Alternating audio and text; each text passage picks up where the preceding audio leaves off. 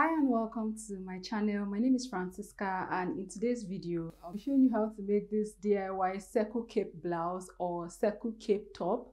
It's actually a very simple project that you can finish within a short time. You can wear this blouse free, or you can decide to wear it with a belt. And the fact that this blouse is transparent, kind of like gives it a more stylish edge. If you are new to my channel, welcome. Please click the subscribe button and click the bell so you get updated when any of my future videos go live. And now let's get right into the tutorial. To make the transparent cape blouse, you can use organza fabric. You can use tulle net, something that is close to your skin color. This is definitely not close to my skin color.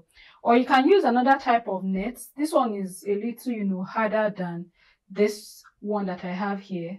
It's dependent on you. So for this tutorial, I'll be using organza fabric to make our cape blouse. What I've done is to fold my organza fabric into two, as if I'm making a circle dress. I have the first fold right here, and then I folded it again. So we have this second fold right here.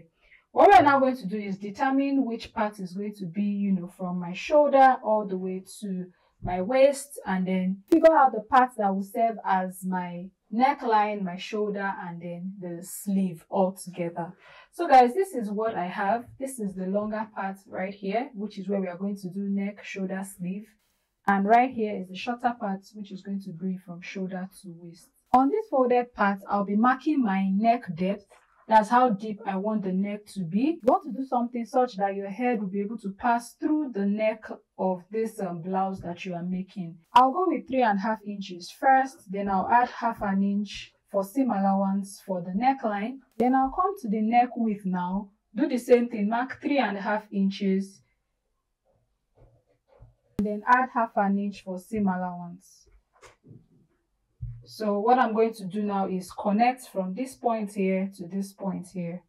I'll just go ahead and do a slight curve. What I'm going to do next is mark my shoulder measurement divided by 2, which is 7.5. So I'll mark 7.5 right here.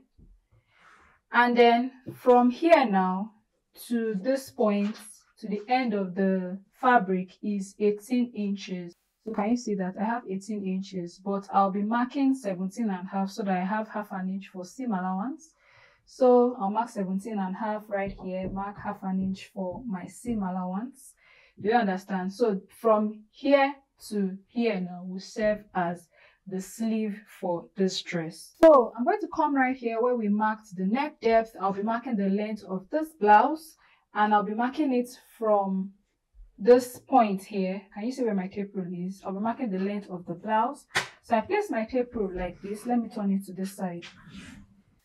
So I placed my tape rule right at the top. Can you see? And then what I have at the bottom here is 22, which is enough for me. So inclusive of seam allowance, I have 22 right here. So what I'm now going to do is connect from here now, from the length of the blouse all the way to the sleeve area. I'm going to connect it with a curve. I don't know if you can see this, if you can see the chalk mark. I've gone ahead to create the curve like this. Can you see it? All the way to this point. So what I'm going to do now is to go ahead and, cut this circle out here, and then cut the neckline out. So after cutting this out, this is what I have. So I'll go ahead and test this now, especially the neckline area, to see if this fits. If it doesn't fit, what I'll do is make an adjustment only on where I have, the shoulder, that's the neck width, only on this part. I'm not going to touch the neck depth because I don't want the neckline to be very, very deep. So I'll only be touching this part. If I need to go in by 1/2 inch, I'll come in by 1/2 inch and then connect it to the neck depth. Do we understand? So I'll go ahead and test this now. Doing it 3.5 by 3.5 inches is definitely fine for me.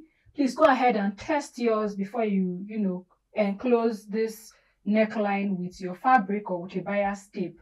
So guys, this is what I'm going to be using at the bottom of my organza blouse. The bottom of my organza blouse is cut circular, so you want to cut your fabric strip as if you are cutting a bias. Now I made this 2 inches in width with half an inch seam allowance on both sides. I have a tutorial on how you can do this. If you don't have a bias tape maker, you can actually use a cardboard, or if you have a cornflakes pack, or if you even have a carton, you can make do with that and use that to create a bias tape like this. In fact, you can make a bias tape that is bigger than this using the method that I showed in my last video. Please go ahead and watch that. And if you want to even join it together, I showed you how to join strips together. So I have about 4 strips joined together to make this very, very long strip that will go, round the bottom of my cape blouse. I did a smaller one that will be going to my neckline using the same method as well. My fabric was cut to 2 inches. I folded half an inch, on both sides to make a 1 inch bias tape. You actually need to watch that method. I'll link it up in my description box, or you see an eye that will just pop above this video. So please go ahead and watch that. You don't need to, have a bias tape maker to make your own bias tape. You can create something like this. So guys, the way I'm going to sew this fabric strip on top of the organza fabric is to go ahead and place this parts right here, this folded parts that we can see here. I'll place it to the wrong side. Organza does not have right or wrong side, so just pick one and use as your wrong side. So I just want to pin it down so you can see what I'm doing. So I'll place it on the wrong side, and I'll be sewing the organza fabric to the fabric bias with a half an inch. So the folded line right here on the bias is what I'm going to be sewing on. I'll be using that as a guide. I have sewn the bias tape, and this is what I have. I left this little bit here, so I'll be able to join this after sewing. So what I'm going to do now is to trim this part out, just a little bit. Trim this part out. Then I'll come right here, trim this as well. So what I'm going to do now is to align this in such a way that the fabric is going to, cover the rest of this space that we have here. So I'll just, place my fabric like this. Can you see? Ensure that it is laying flat. So once I do that now, I'll just take this part to my sewing machine and then sew straight down. So after sewing this, I can now go on to cut off this excess that I have here, leaving, half an inch or a quarter of an inch after the seam. And then once I trim this off, what I'm going to do is now spread out the bias fabric like this, open the seam, and then I'll go on to stitch this part to close up this opening with, the half an inch seam allowance that I was stitching with. So I've gone ahead to stitch it up now, and this is what I have. So what I'm going to do now is open up the seam at this part that we just sewed up, and then I'm going to, fold my half an inch at the top. So can you see what I'm doing? I'll push this part that we have sewn here, where the fabric bias is stitched to the organza. I'll push it in like this, and then what I'll be doing is bringing this folded edge right at this seam area. So I'll just bring it like this. So can you see what I'm doing? And then I'm going to pin this down. So this is what I'll be doing throughout the bottom of this circle. I've pinned the rest of the bias tape on the fabric. So can you see? So what I'm going to do now is take this to my sewing machine and stitch the top. Exactly what I did for the bottom of this, my blouse, is what I'm going to do for my neckline using this 1 inch bias strip that I made. So while sewing, please use your finger pads to spread out the edge of the bias. This would actually help you to reduce creasing on your fabric. So use your finger pads to spread it out while you are stitching. So guys, I'm done sewing the bottom of the dress, and I've pressed it down a bit. I think this actually needs some more pressing to, smoothing out the edges of the fabric. So I didn't quite sew the neckline completely as I did the bottom of this blouse. So what I did was to first attach, the right side of my bias to the wrong side of the fabric. What I'm going to do is to bring everything to the right side of the fabric. So what I'm going to do now, after flipping this over now, is to, fold my bias again. So I'll just go ahead, take this to my sewing machine, fold everything on the right side like this, you know, after flipping everything over, and then stitch the edge of the bias tape down to the organza fabric. So guys, I have sewn the neckline of my dress, and this is what it is going to look on the inside, and this is what it's going to look on the outside. I pinned the neckline like this. I just pinned everything down together, and then I folded my fabric right back so I can get my shoulder and, you know, my center front. The reason why I did this was to arrange this properly so that I can, you know, create markings for the belt holes that I want to make. You can go ahead and, you know, wear your dress like this. That is definitely fine, but I want to, you know, be able to wear this both free and also with a belt. So what I'm going to do now is to, from this point, which is serving as my shoulder, I'll be marking my waist measurements down. And for me, I'll be going with 15 inches or 15.5. So let me just mark 15.5 right here. Make sure that your organza is arranged properly. In fact, whatever you're using, just make sure it is arranged properly so you can get this right. So after I marked 15.5 right here, just connect it like this. I'm now going to come here now and then input my waist measurement divided by 4, and then I'll be adding half an inch. So my waist measurement divided by 4 is 7.5. 7.5 plus half an inch is 8. You can equally add 1 inch, making that 8.5. So I'll just make this 9 inches. So I'll have this little, you know, gathering on my waist by the time I belt the blouse.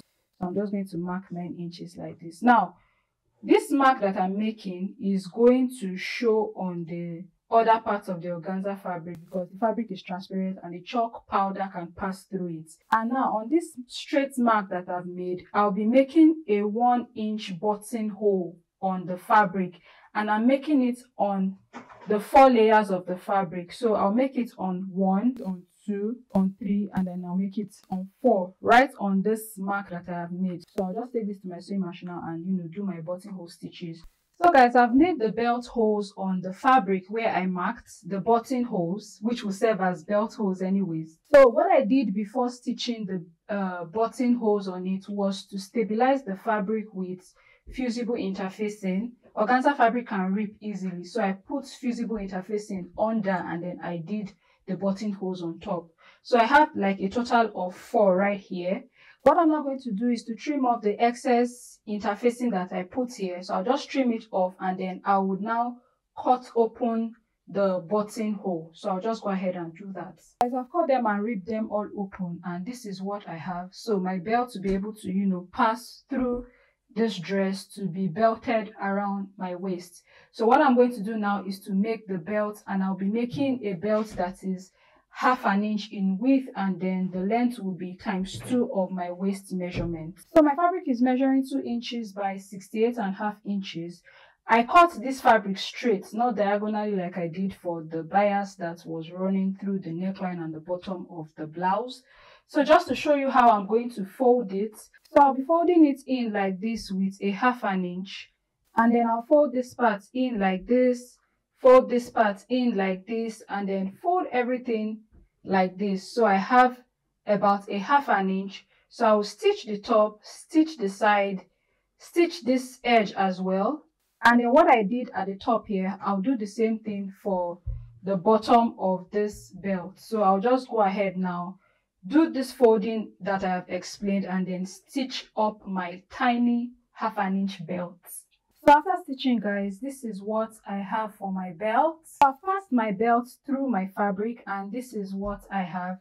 And guys, if you don't have a buttonhole stitch on your sewing machine, you can go on to, you know, use a zigzag stitch to create something like this, something like what I did. You create a zigzag stitch straight, go like this, come right back down, and, you know, enclose it, and then you cut in between. If you don't have a buttonhole stitch, that is an alternative. If you have neither buttonhole stitches nor zigzag stitches on your sewing machine, what you can do if you want this to be fitted is to go ahead and, you know, mark your waistline around this point and then stitch down such that your body will be able to pass through these bodies, and then make sure that it is not tight so that your arm can, you know, fit in at the top. I hope you enjoyed this tutorial. If you did, please give us a thumbs up. subscribe to our channel and turn on the bell so you get updates when I post new videos, and I'll be seeing you guys in my next tutorial. Bye. It's a very simple. If you're new to my channel, welcome. Please click the sub. If you're new to my channel, welcome. In today's video, I'll be showing you how to make this simple DIY circle cape blouse or circle cape top.